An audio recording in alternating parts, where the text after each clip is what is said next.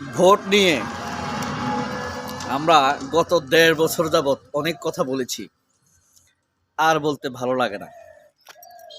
মানুষ আনন্দের সাথে ভোট দিয়েছে, যারা ভোট নেবার তারা আনন্দের সাথে নিয়েছে, কিন্তু কতটা সঠিকভাবে এই বাংলাদেশের ভোট কাউন্ট করা হয়েছে সেটা তাদের সততা। আর তারা যদি অসততা করে থাকে তাহলে সেই অসততার বিচার করাও আমরা যাদেরকে ভোট দিয়েছি তাদের দায়িত্ব।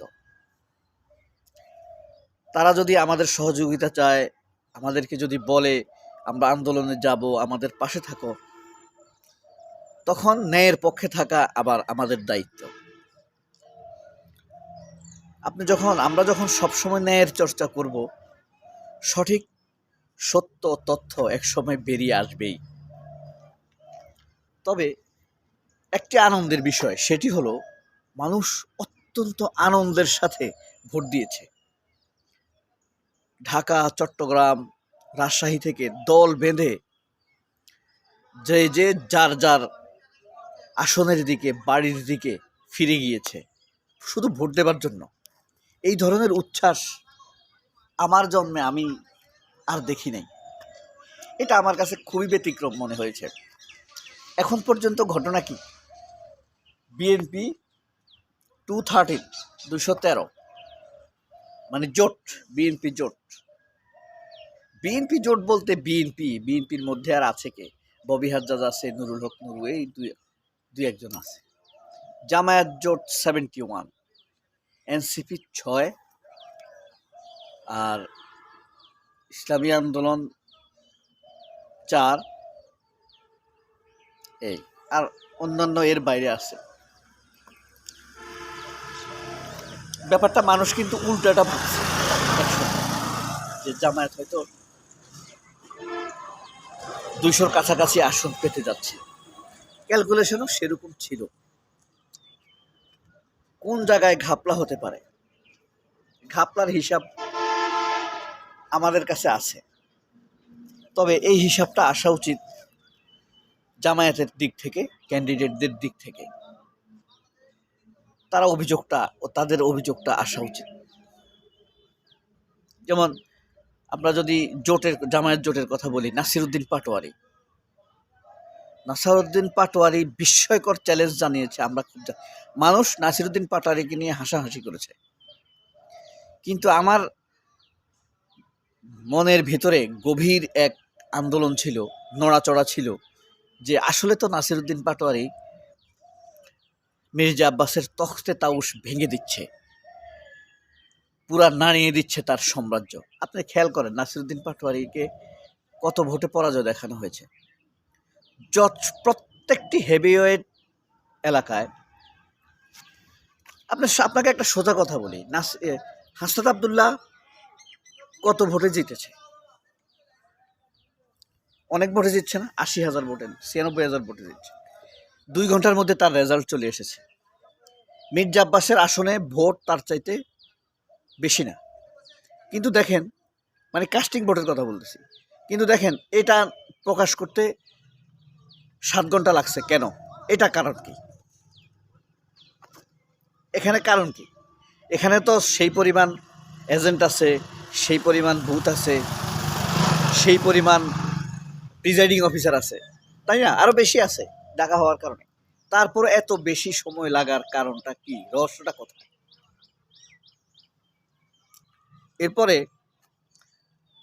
গুলশান, ঢাকা 17, সেখানে 39 আসন গণনার পর যখন দেখলো খালেদুজ্জামানের সাথে আর এগোচ্ছে না, তখন ভোট গণনা বন্ধ। সব প্রায় ঢাকা আসনগুলোতে একসাথে ভোট গণনা বন্ধ হওয়ার রহস্য, এটা একটা প্রশ্ন।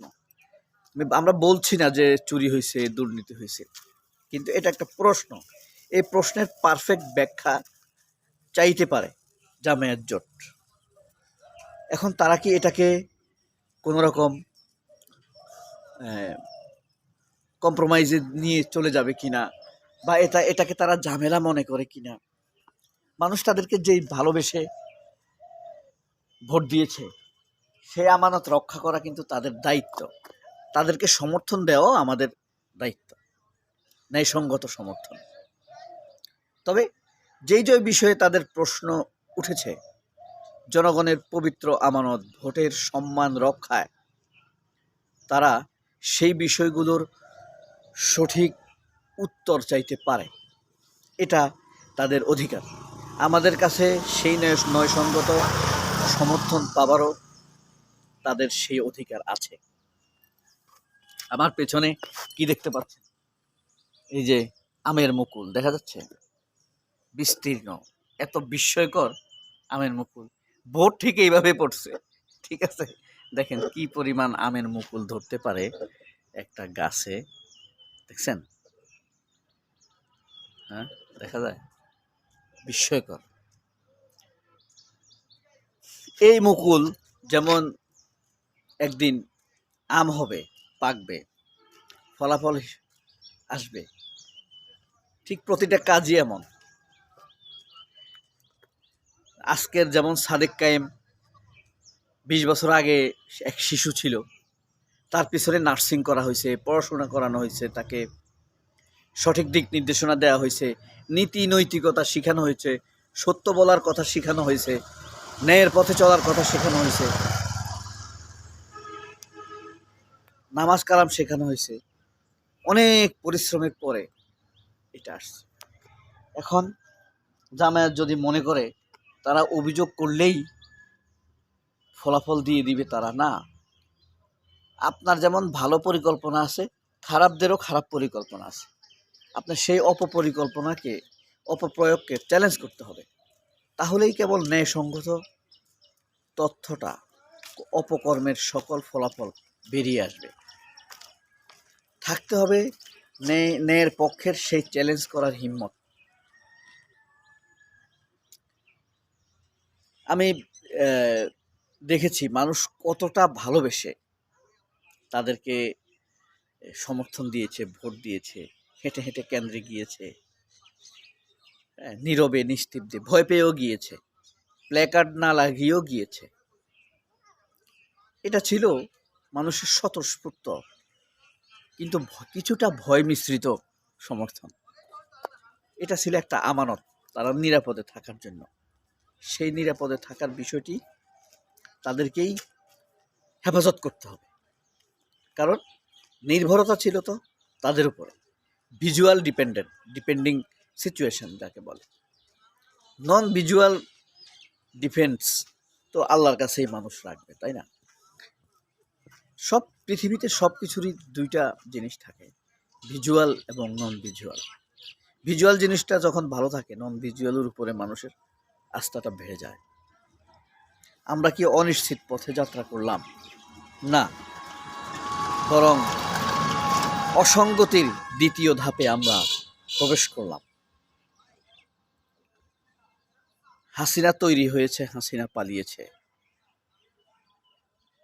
আর কি এরকম কেউ তৈরি হবে সম্ভব? বাংলাদেশে সম্ভব না। তবে হাসিনার যে লেসপেন্সার, বাংলাদেশের সফট ফ্যাসিবাদী মিডিয়া, ইন্ডিয়ান সফট ক্যান্টনমেন্ট, এগুলা ভাঙার দায়িত্ব আমাদের আগামী দিনের মিশন। সবাই অনেক ভালো থাকবেন। আল্লাহ হাফেজ। আসসালামু আলাইকুম।